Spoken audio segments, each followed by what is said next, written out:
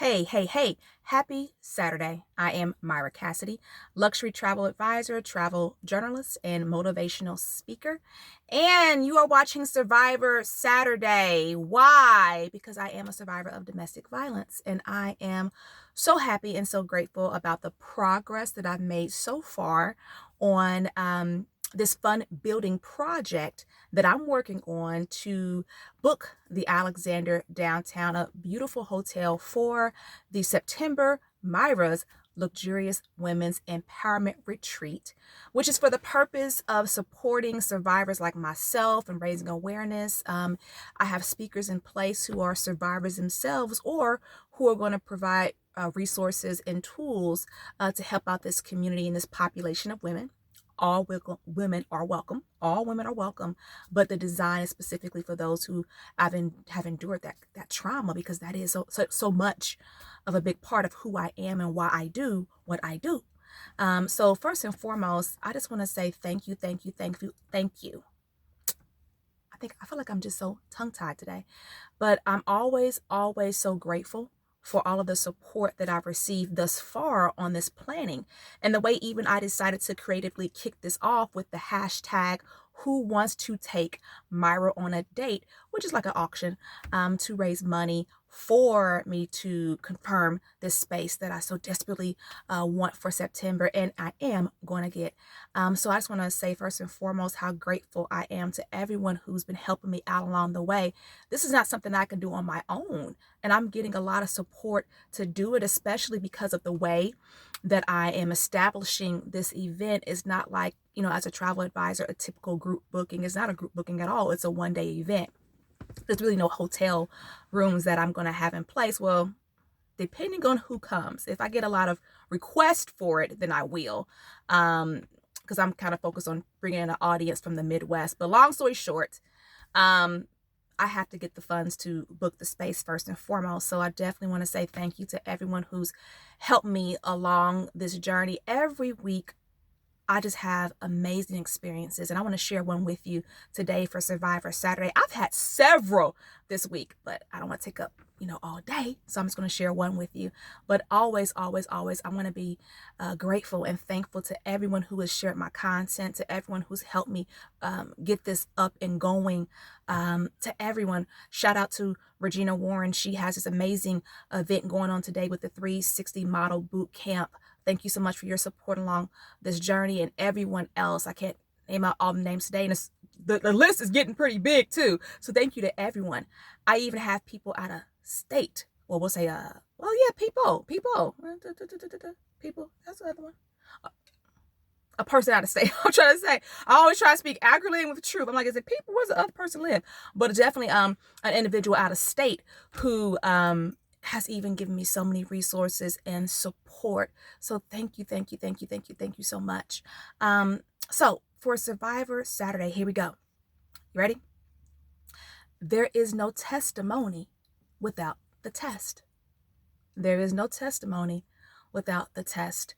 I was reminded of that this week. If you've watched my story, you know that a big part of this for me is the fact that I walked away from a faith that I love, being one of Jehovah's Witnesses, because as a victim of violence, it just no longer was a safe place for me. Not talking bad about the religion. Was what happened to me. I had to walk away because it was no longer safe for me. Now, this is what happened this week, and this is how God has always got my back, okay? And even now with this process, just the fact that I feel him so much more in my life now, because for a period of time, literally from June 2020 to like beginning of this year, I was like, my faith was so weakened. But it's like as soon as this year turned around, I know that this is going to be an amazing year for me. And I feel like God is hugging me when I wake up each and every morning. So this is a wonderful experience that I've had this week, and I've had several, but I'm just going to share one. There is no testimony without the test. I met this wonderful woman at a networking event a little bit ago. And I was actually I actually, you should always be ready with your elevator speech, right? Always be ready. But I was actually a little bit intimidated just because her presence and her essence was just so wonderful and so powerful. So when I was introduced to her, I didn't even go into what I do. I was just like, oh yeah, I'm Myra Cassidy. Hey, she's like, oh, hey, let's connect on LinkedIn. And I was like, okay, I'm going to do that. I did. And I told her about this project that I'm working on. And she gave me some wonderful advice. So this is someone who is an international speaker, has a wonderful business, doing all these wonderful things. You Google her name, she's got all kinds of stuff that come up in the search, different stories that have been written about her and things like that. So definitely, already I was just amazed by who she was. So when we got to talking and I sent her my press release, she called me and she said, are you one of Jehovah's Witnesses? Or were you one of Jehovah's Witnesses? I was like, yeah, yes, I was. She said, so was I. Well, that got my attention pretty daggone quick. Within us talking this week, she told me that my journey was hers. Now, the abuse that she experienced wasn't physical like mine, but she was definitely experiencing, abuse in her marriage. So this woman, her journey was mine, and she is speaking to me. It was just so beautiful. So the thing about it was she shared with me that literally, how I have been in this state of flux for 4 years, right?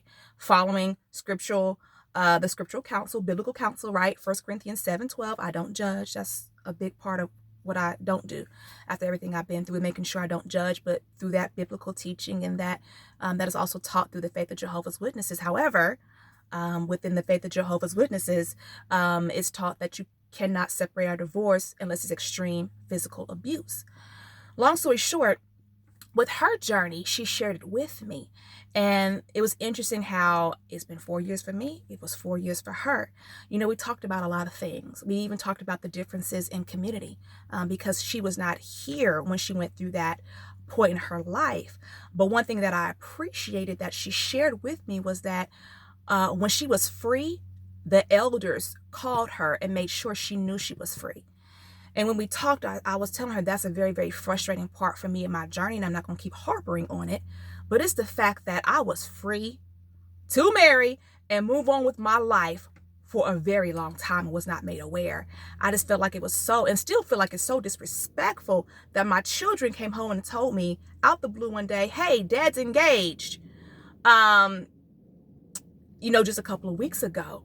But to find out that, okay, point blank period, facts, you were in this public relationship. You two chose to make it public through social media since last summer.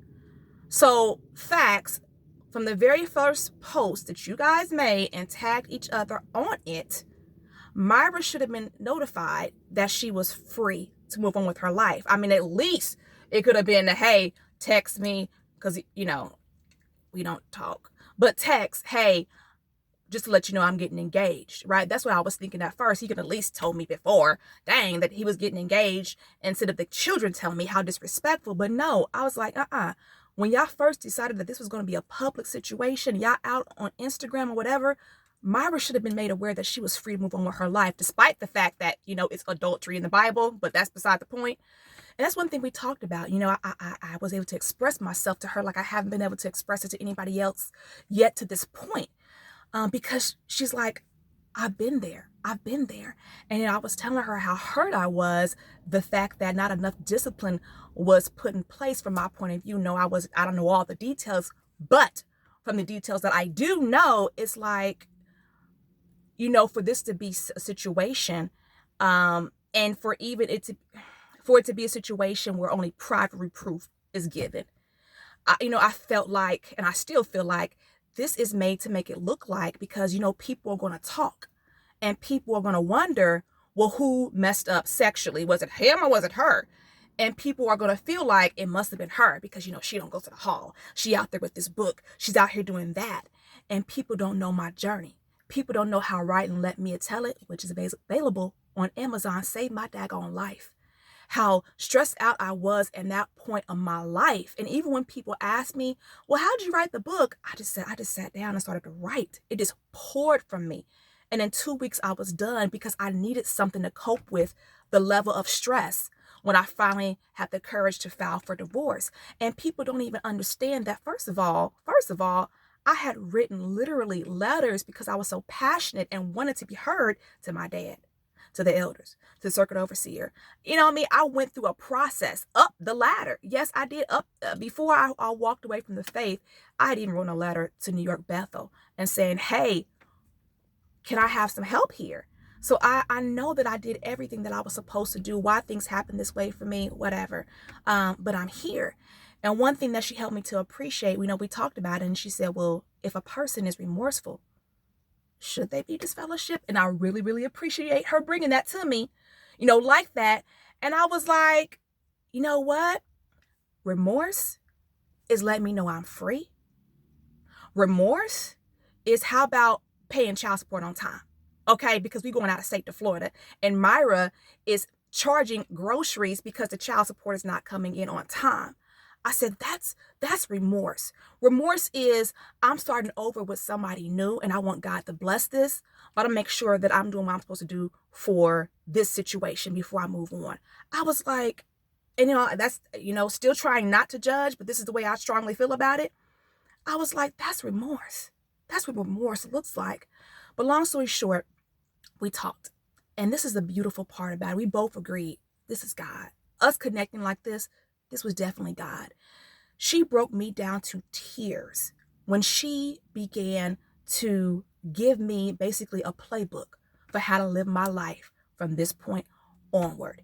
It was like scripture after scripture after scripture after scripture. And then she said, now this is how you pray.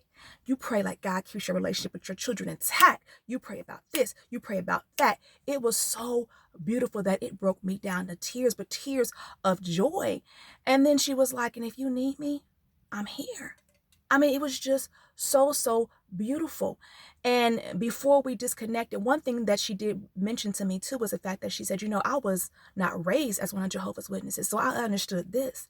I understood what it felt like to have God in my life before. And I knew he was going to have my back even afterward, and he was still going to be in my life.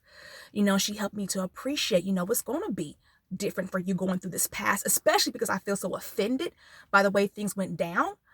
But, you're going to be okay because God always knows his people. And, that's what she left me with. Remember, hey, there is no testimony without the test. So I'm just thankful about all the wonderful support that I have been experiencing. But I had to share, even this week, there were so many wonderful things that have happened literally this week, but I had to definitely share that one with you. So let me go on out to my theme song, Alive by Oche Igboyi. Get his music. The boy is bad.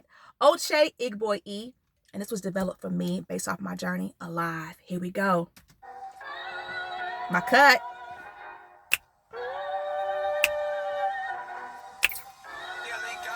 Oh, oh, oh, oh, mm, mm, mm, mm, mm.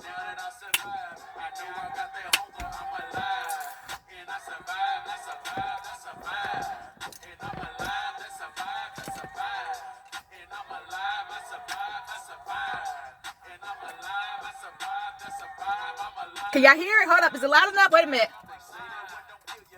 There we go. Uh.